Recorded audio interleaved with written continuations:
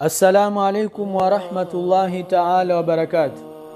Ndugu zangu watukufu wapenzi wa Allah, leo tarehe 25 mwezi wa 6 2026, taasisi yenu ya Umoja wa Maimamu na Walimu wa Madrasa Tanzania Umata chini ya mwenyekiti wake Sheikh Arifu Suria pamoja na swafu nzima ya uongozi wake akiwemo Sheikh Yahya Mkumba, Sheikh Abu Aiman, Sheikh Amiri Mbwana, Sheikh Kamna, Sheikh Abu Hafsa na wote ambao kwamba wapo katika ngazi ya uongozi Umata Taifa.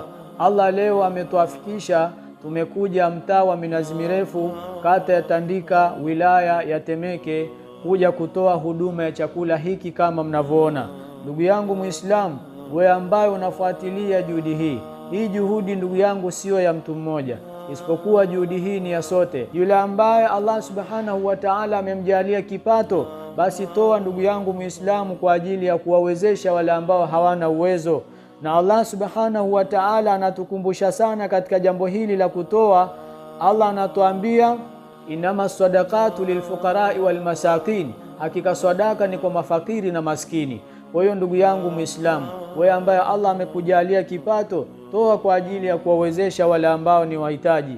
Lakini pia Mtume Muhammad sallallahu alaihi wasallam anatukumbusha, anatuambia khairun nasi anfa'uhum linnasi, mbora wa watu ni yule mwenye manufaa zaidi kwa watu. Toa kwa ajili ya kuwawezesha wale ambao ni wahitaji. Inna Allaha fi auni al-abdi ma kana al-abdu fi auni akhi, hakika Allah subhanahu wa ta'ala humsaidia mja wake maadamu mja huyo na yeye anamsaidia ndugu yake. Ndugu yangu Muislamu, wewe ambaye Allah amekujalia kipato, toa kwa ajili ya kuwapa wale ambao ni wahitaji. Toa, lakini pia changia kwa namba zinazopita hapo chini, sisi tutafikisha. Jazakumullahu khair wa asan jaza fi darain. Shukran.